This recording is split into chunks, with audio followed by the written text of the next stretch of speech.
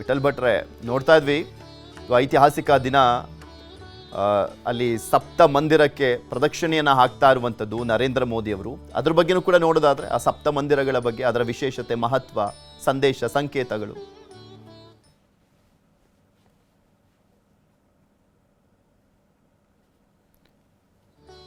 Mute ಆಗಿದೆ ಅನ್ಸುತ್ತೆ ವಿಠಲ್ ಭಟ್ರೆ, ಒಂದ್ಸಲಿ ಚೆಕ್ ಮಾಡ್ಕೊಳ್ಳಿ.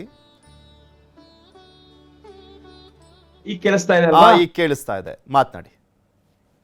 ನಾನು ಅಯೋಧ್ಯೆಗೆ ಹೋಗಿ ಬಂದ ನಂತರ ಬಹಳಷ್ಟು ಜನಕ್ಕೆ ಅದನ್ನೇ ಹೇಳ್ತಾ ಇದ್ದೆ, ಅಯೋಧ್ಯೆಗೆ ಹೋಗಿ ಬನ್ನಿ ಒಮ್ಮೆ ಅಂತ. ಯಾಕೆಂದ್ರೆ ಸ್ವತಃ ಅನುಭವಿಸುವ ತನಕ ಅದು ಗೊತ್ತಾಗುವಂತಹ ಸ್ವರ್ಗ ಅಲ್ಲ, ಅದು ಅದ್ಭುತವಾದಂತಹದ್ದು. ಇನ್ನು ನಾನು ಹೋದಾಗ ಇನ್ನು 48 ದಿನಗಳಷ್ಟೇನೆ, ಆಗ್ಲೇ ಅದು ಸ್ವರ್ಗದಂತಿತ್ತು. ಇನ್ನು ಈಗಾಗ್ಲೇ ನಿಮಗೆ ವಾರ್ಷಿಕೋತ್ಸವ ಆಗಿ ಧ್ವಜಾರೋಹಣಕ್ಕೆ ಬಂದಿದೆ ಅಂತಂದಾಗ ಇನ್ ಯಾವ ಲೆಕ್ಕದಲ್ಲಿ ಸ್ವರ್ಗದ ಸ್ವರೂಪ ಪಡೆದಿರಬಹುದು ಅದನ್ನ ಅಂತ ಹೇಳಿ. ಹಾಗೂ ಈ ಸಪ್ತ ಋಷಿಗಳು, ಸಪ್ತ ನದಿಗಳು, ಈ ಎಲ್ಲವೂ ಸಹ ವಿಶೇಷವಾಗಿ ಸಪ್ತ ಋಷಿಗಳ ಸಾನ್ನಿಧ್ಯ ಅವಶ್ಯಕತೆ ಇದೆ. ಯಾಕೆಂದ್ರೆ ರಾಮನ ಸಾನ್ನಿಧ್ಯ, ರಾಮನ ಆಸ್ಥಾನ, ರಾಮನ ಒಂದು ಅರಮನೆ ಅದು. ಆದ್ರಿಂದ ರಾಮನ ಅರಮನೆ, ರಾಮನ ಆಸ್ಥಾನದಲ್ಲಿ ಸಪ್ತ ಋಷಿಗಳ ಸಾನ್ನಿಧ್ಯವೂ ಇರಲೇಬೇಕಾಗ್ತದೆ, ದೇವಾನುದೇವತೆಗಳ ಒಂದು ಸಾನ್ನಿಧ್ಯವೂ ಇರಲೇಬೇಕಾಗ್ತದೆ. ಆದ್ರಿಂದಾಗಿ ಅಲ್ಲಿ ಸಪ್ತ ಋಷಿಗಳ ಸಾನ್ನಿಧ್ಯ ಬಹಳ ಪ್ರಾಮುಖ್ಯತೆಯನ್ನ, ಪ್ರಾಧಾನ್ಯತೆಯನ್ನ ಪಡೆಯುತ್ತೆ. ಯಾಕೆಂದ್ರೆ ಆ ಸನಾತನತ್ವವನ್ನ, ಆ ಒಂದು ಅದ್ಭುತವಾದ ಶಕ್ತಿಯನ್ನ ಪರಮಾತ್ಮನಿಂದ ನಮಗೆ ತೊಡಸ್ಕೊಳ್ತಕ್ಕಂಥವ್ರು ಸಪ್ತ ಋಷಿಗಳೇ ಆಗಿದ್ದಾರೆ. ಸೊ ಎಲ್ಲ ನಾವು ಏನು ಮನುಷ್ಯರಿದ್ದೀವಿ, ನಾವು ಸಪ್ತ ಋಷಿಗಳ ಯಾವುದೋ ಒಂದು ಅಂಗಭೂತವೇ ಆಗಿದ್ದೇವೆ. ನಾವು ಎಲ್ಲೋ ಒಂದು ಕಡೆ ಸಪ್ತ ಋಷಿಗಳ ಯಾವುದೋ ಒಂದು ಅಂಶ ಎಲ್ಲೋ ಒಂದು ಕಡೆ ಮನುಷ್ಯನಲ್ಲಿ ಬಂದಿರ್ತದೆ. ಆದ್ರಿಂದ ಆ ಸಪ್ತ ಋಷಿಗಳನ್ನ ನಾವು ಪ್ರಾರ್ಥನೆಯನ್ನು ಮಾಡ್ಕೊಳ್ಬೇಕಾದ್ರಿಂದನೇ ಅಲ್ಲ ಒಂದು ವಿಶೇಷವಾದ ವ್ಯವಸ್ಥೆಯನ್ನ ಮಾಡಲಾಗಿದೆ. ಓಕೆ, ಮಾತನಾಡಿಸ್ತಾ ಹೋಗ್ತೀನಿ ವಿಠಲ್ ಭಟ್ರೆ, ಒಂದು ಚಿಕ್ಕ ಬ್ರೇಕ್ ತಗೊಂಡು ವಾಪಸ್ ಬರ್ತೀನಿ.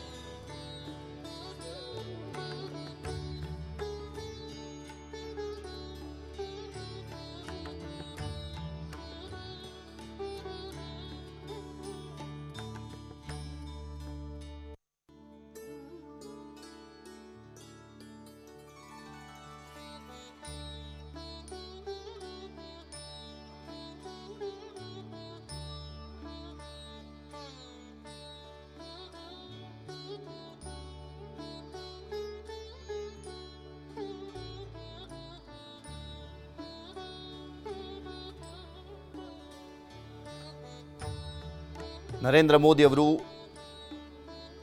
ಸಪ್ತ ಋಷಿಗಳ ದೇವಾಲಯಕ್ಕೆ ಹೋಗಿ ನಮಸ್ಕರಿಸ್ತಾ ಇದ್ದಿದ್ದನ್ನು ತೋರಿಸ್ತಾ ಇದ್ವಿ. ಇದಕ್ಕೂ ಕೂಡ ಒಂದೊಂದು ಮಹತ್ವ. ವಿಠಲ್ ಭಟ್ ಅವರು ಮಾತನಾಡ್ತಾ ಇದ್ರು.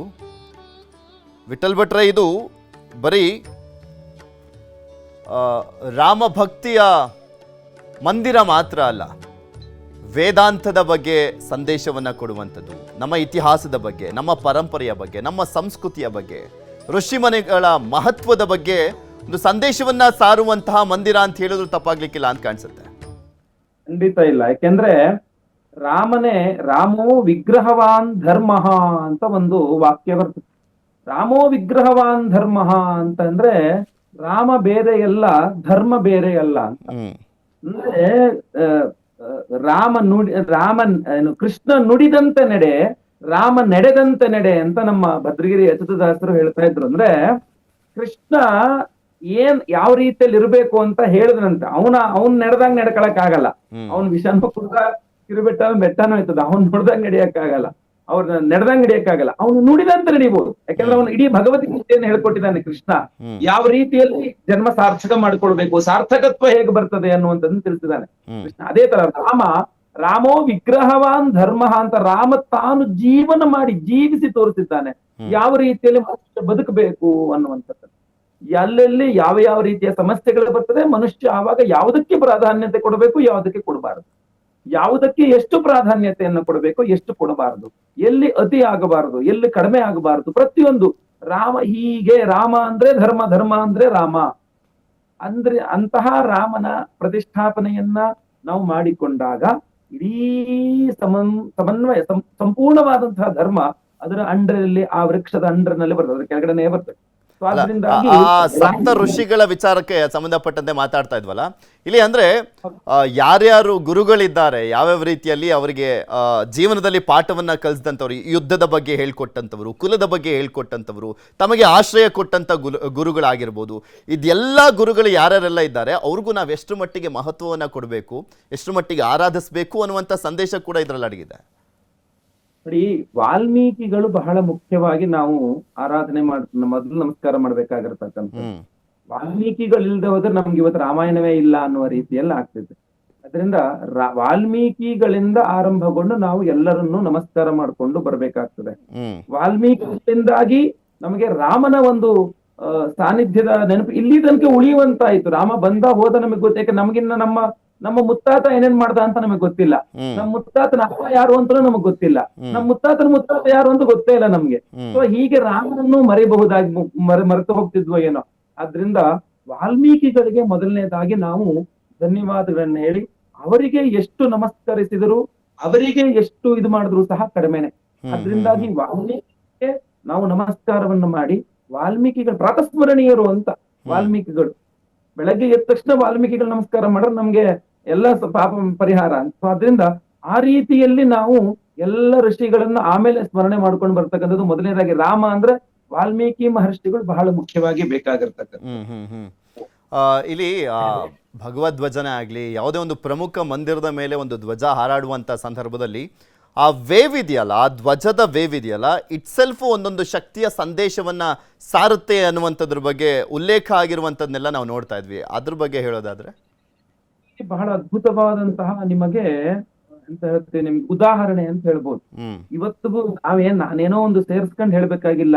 ಇವತ್ತು ನೀನು ಯೂಟ್ಯೂಬ್ ಅಲ್ಲಿ ವಿಡಿಯೋಸ್ ನೋಡ್ಬಿಟ್ಟು ಪುರಿ ಜಗನ್ನಾಥ ಧ್ವಜ ಅಂತ ಹಾಕಿದ್ರೆ ವಿಡಿಯೋಸ್ ಬರ್ತದೆ ಅದ್ರೊಳಗಡೆ, ಕಣ್ಣಿಗೆ ಬರ್ತದೆ ನಿಮಗೆ.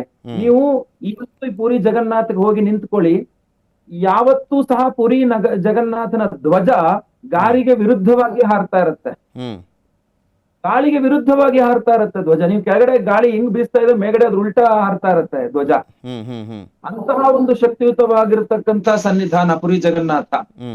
ಅಂತಹದೇ ಒಂದು ಸನ್ನಿಧಾನ ಈಗ ನಮಗೆ ಅಯೋಧ್ಯೆ ನಾವು ಎಂತ ಹೇಳ್ತೀವಿ, ಬಹಳಷ್ಟು ಈ ರಾಜಕೀಯ ಬೇರೆ ಬೇರೆ ತಾತ್ಸಾರಕ್ಕೊಳಪಟ್ಟಿತ್ತೇನೋ, ಇನ್ನೂ ಅದು ಸಾಧ್ಯ ಇಲ್ಲ. ಈಗ ಪೂರ್ಣತ್ವ ಆಗಿದೆ. ಇವತ್ತು ಧ್ವಜಾರೋಹಣ ಆದ್ಮೇಲೆ ಅದಿನ್ನು ಮುಂದೆ ಆಚಂದ್ರಾರ್ಕಂ ಅಂತ ಹೇಳ್ತಾರೆ, ಸೂರ್ಯ ಚಂದ್ರರಿರುವ ತನಕ ಅಯೋಧ್ಯೆ ಇರಲ್ಲ. ಸೂರ್ಯ ಚಂದ್ರ ಇರುವ ತನಕ ಎಂತೆಂತಹ ಗಾಳಿಗಳಾದ್ರೂ ಸಹ ಯೋಚನೆ ಮಾಡೋ ಅವಶ್ಯಕತೆ ಇಲ್ಲ. ಹ್ಮ್ ಆ ಚಂದ್ರಾರ್ಕಂ, ಇನ್ನು ಸೂರ್ಯ ಚಂದ್ರರ ತನಕ ಅಯೋಧ್ಯೆ ಇರಲಿದೆ. ಯಾರು ಏನೂ ಮಾಡ್ಲಿಕ್ಕಾಗೋದಿಲ್ಲ ಅಯೋಧ್ಯೆ. Okay okay